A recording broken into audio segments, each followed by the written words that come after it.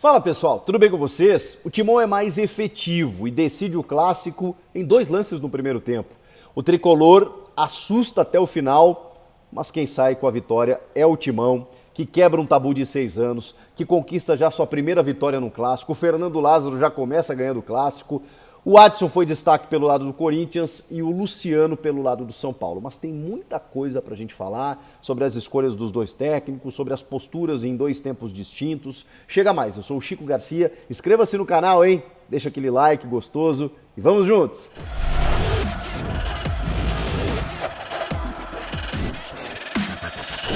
Pessoal, aquela dica bacana, você sabia que o OneFootball tem as transmissões por pay-per-view dos campeonatos paranaense e catarinense? E que assim que terminam as partidas você pode conferir no aplicativo os melhores momentos de graça? É uma nova era, gente. Além dos campeonatos internacionais, agora os caras estão vindo com tudo no Brasil também. Então você não pode deixar de ter o OneFootball, que é o melhor aplicativo de futebol que existe, onde você tem tudo o que está acontecendo no mundo da bola, tudo sobre o teu time do coração, do mercado de transferências e ainda transmissões exclusivas. Baixe agora o OneFootball, eu vou deixar o link aqui na descrição, também no comentário fixado e serve para qualquer celular. O Corinthians venceu o clássico majestoso realizado no Morumbi, já na arrancada da temporada, né? Ganhar um clássico sempre é muito importante. Ainda mais para o Fernando Lázaro, que está começando um trabalho, que precisa ganhar confiança. E vejam só, o Vitor Pereira tinha enormes dificuldades em ganhar clássico. Ganhou só um do Santos. Contra os times da capital, Palmeiras e São Paulo, ele não ganhou de ninguém.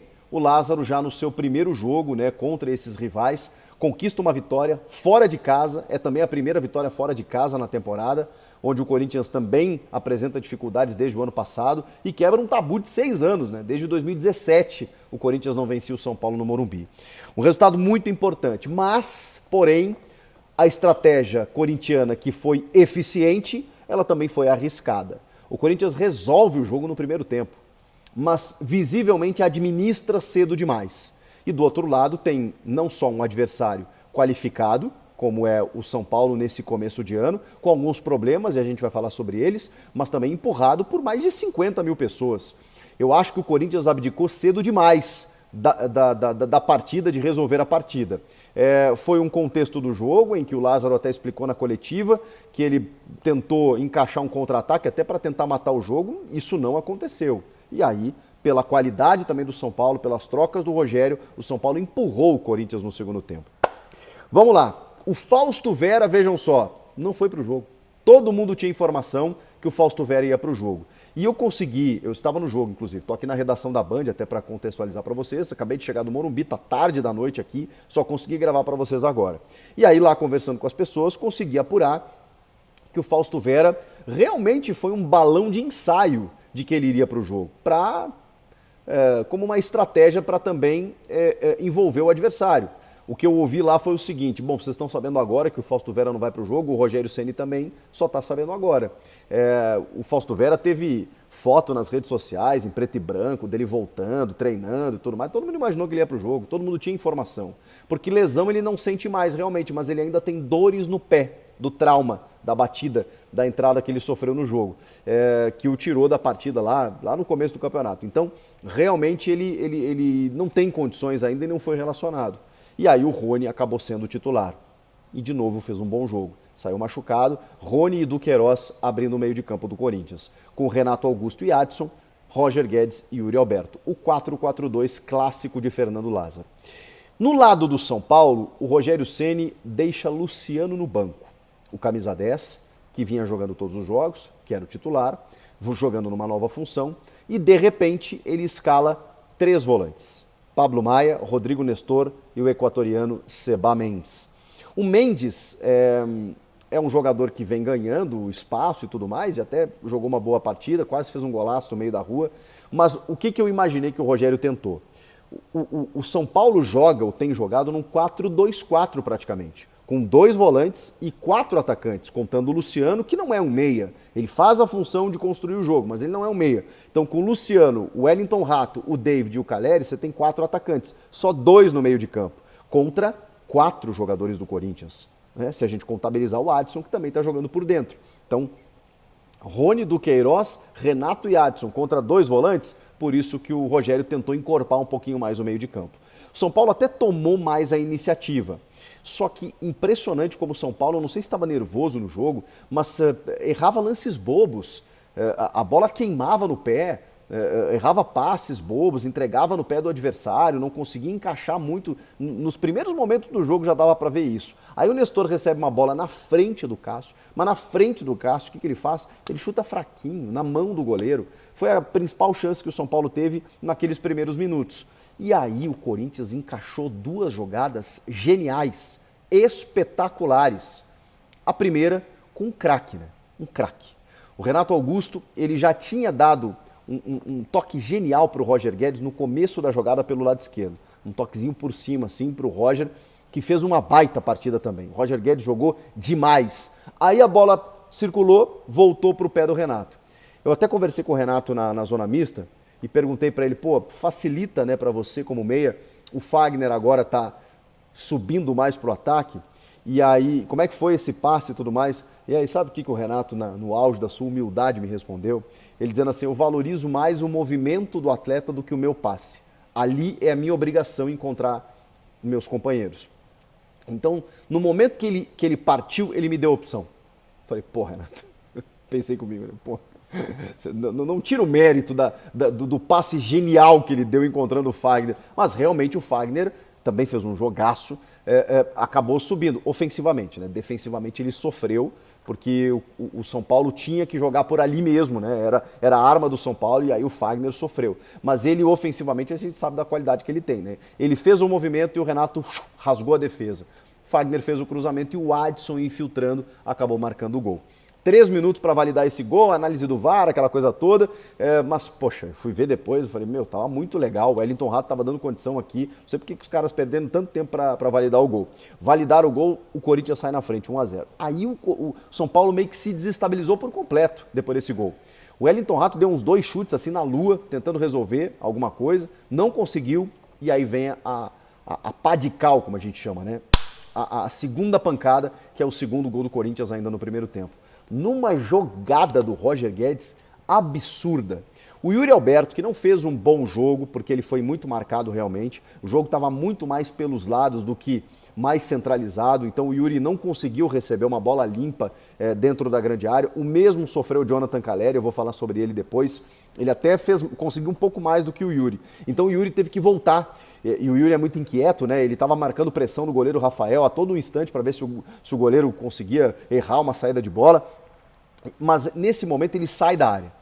E ele sai porque ele percebendo, né, que o Renato e o Adson conseguem infiltrar, então ele sai da posição. Ele veio para o lado esquerdo aqui e conseguiu buscar um tabelamento com o Roger Guedes. Só que aí ele dá um passe um pouco longe para o Roger e o Roger, velho, dispara.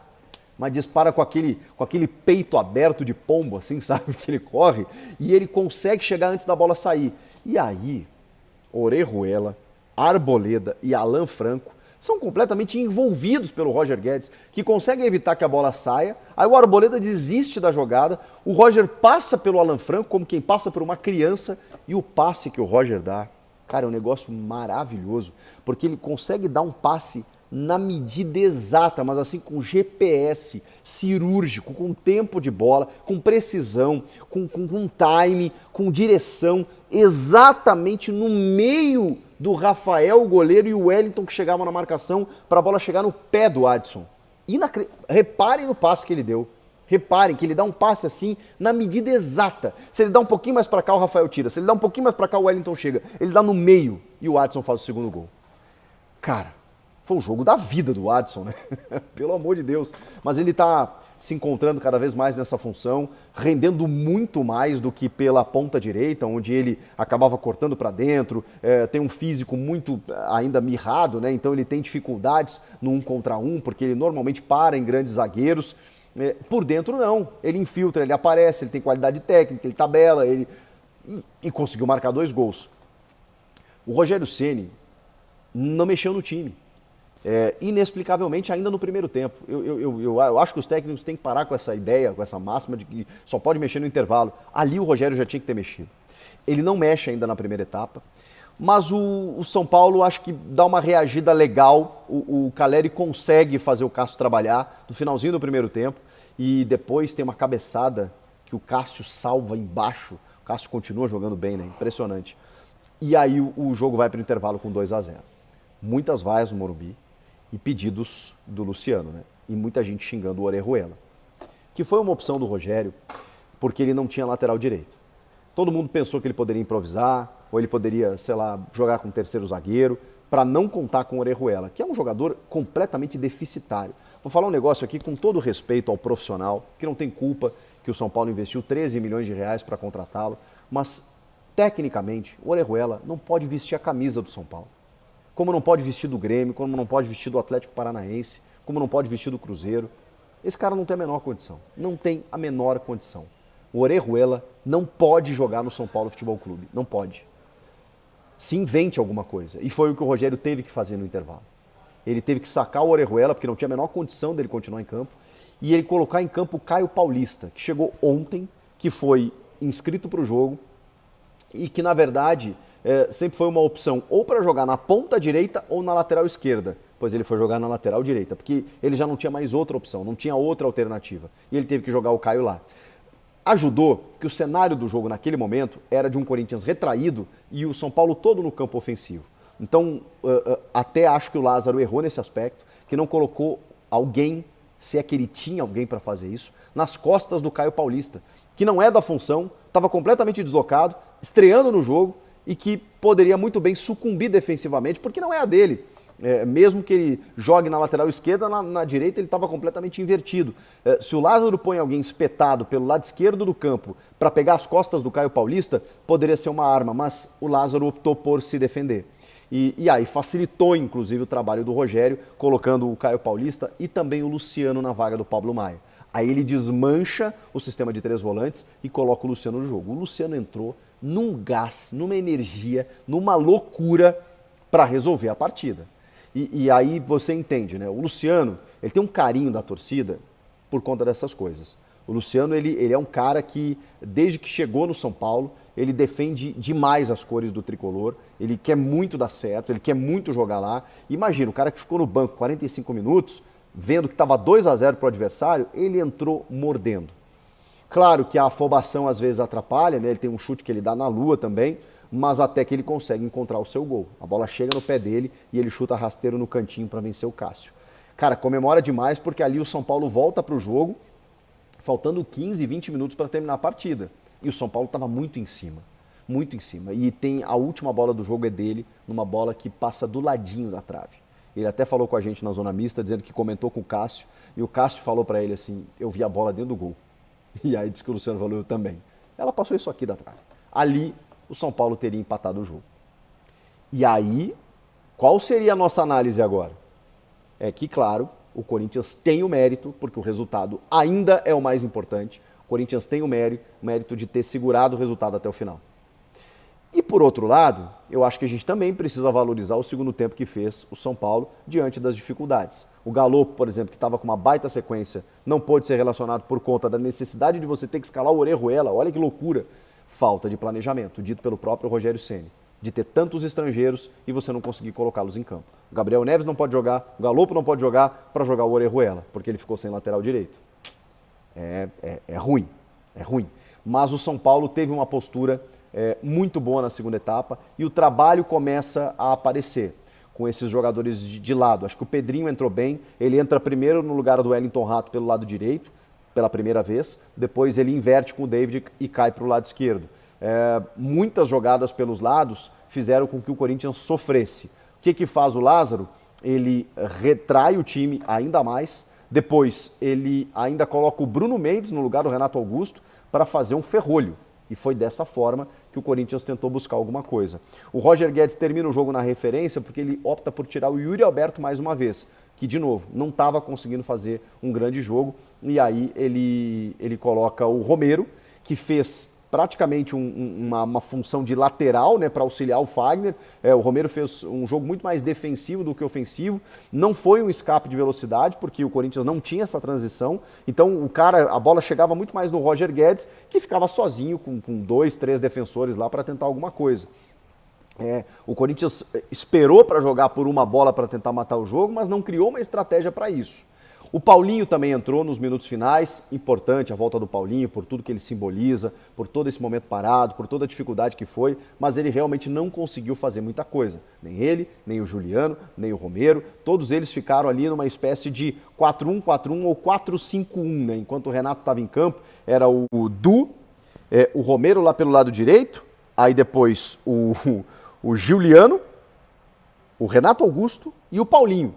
Só o Roger Guedes lá na frente.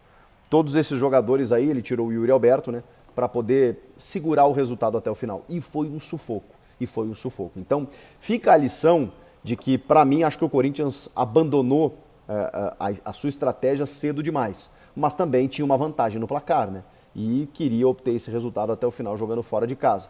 Pelo lado do São Paulo, a vantagem, né, ou digamos assim, o fato positivo de ter jogado bem na segunda etapa, ter pressionado e por pouco não ter chegado ao empate, mas com falhas defensivas de posicionamento assim no começo do jogo, que acabou custando caro demais.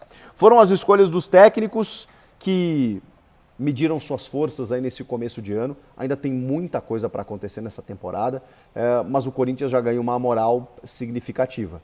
E o São Paulo, eu acho que tem um pote meio cheio aí para dentro das exigências do São Paulo, né? Eu não acho que o São Paulo pode brigar pelo título paulista, mas acho que dificilmente vai ser campeão, porque talvez Corinthians e Palmeiras estejam à frente realmente, mas acho que o São Paulo pode brigar. E pode evoluir muito ainda por um trabalho que está recomeçando com novos jogadores e que, se administrar essas questões aí, né, de elenco, que o Rogério não pode utilizar muitas vezes, é óbvio que vai melhorar. No caso do Corinthians, é um trabalho inicial de um time muito bom, de um time que, quando conta com Renato Augusto na plena forma, Roger Guedes e Yuri Alberto na ativa, esses caras fazem a diferença. Mas tem mais do que isso. Mesmo quando o Yuri não pode fazer um grande jogo, você tem o Adson surgindo numa nova função, você tem os laterais subindo um pouco mais, você tem um meio de campo que, apesar de estar sofrendo desfalques, né, Maicon, Cantígio, Fausto Vera, está conseguindo entrar numa dinâmica interessante, atendendo aos comandos táticos do Fernando Lázaro. Então, começo ainda, pequenas análises, pequenas observações para o que vem pela frente.